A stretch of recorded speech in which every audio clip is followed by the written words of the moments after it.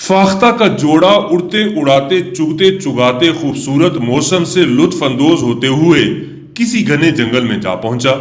سفری تھکاوٹ کی وجہ سے ایک درخت کی ٹہنی پر سستانے کے لیے بیٹھ گئے۔ اتنے میں ایک بوڑھے بابا جی باریش، سر پر امامہ پہنے، شرافت و متانت کی ظاہری تصویر بنے، ہاتھ میں تسبیح تھامے اس درخت کی طرف آتے دکھائی دیے۔ مادہ فاختہ نے اپنے ساتھی سے کہا کہ کوئی انسان ہماری طرف آ رہا ہے، لہٰذا خطرے سے بچنے کے لیے ضروری ہے کہ ہمیں اڑ جانا چاہیے۔ نر فاختہ نے جب دیکھا تو کہا کہ یہ شرافت و سادگی کے لباس میں ملبوس کوئی فرشتہ ہے، اس سے ڈرنے کی ضرورت نہیں ہے۔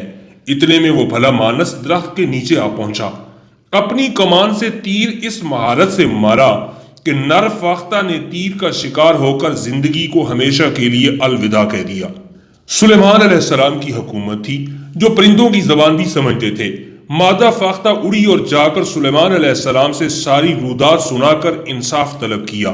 سلیمان علیہ السلام نے کہا کہ اللہ تعالیٰ نے آپ کو انسانوں کی خوراک بنایا ہے، اگر کسی شکاری نے شکار کر کے آپ کے ساتھی کو کھا لیا ہے تو اس میں کیا حرج ہے؟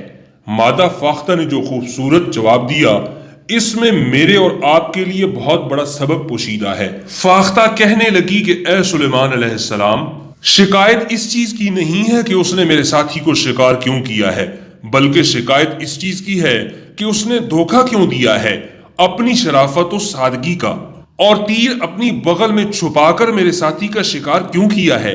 وہ دور سے ہی شکاری بن کر آتا، اپنا تیر کمان سامنے لہراتا ہوا آتا، پھر وہ اپنی شکاری مہارت کو استعمال کرتا اور ہم اپنا بچاؤ کرتے، پھر وہ ہمیں شکار کرتا تو شکایت نہیں تھی، لیکن شرافت و بزرگی کا لبادہ اوڑے، بغل میں زہر آلود تیر چھپائے دھوکہ دہی سے میرے ساتھی کو شکار کرنے کی شکایت ہے، جسے کہتے ہیں کہ بغل میں چھری اور منہ میں رام رام۔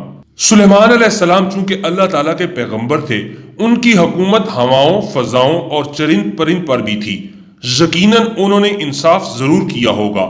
معزز ناظرین، بزرگی و شرافت کا لبادہ اوڑے طاغوتی اور شیطانی خیالات و جذبات میں لتھڑے انسانی درندے، خصوصاً دور حاضر میں میرے اور آپ کے ارد گرد ہوس پرست نظروں سے لوگوں کی عزت و آبرو اور جان و مال کو تاڑتے پھرتے ہیں۔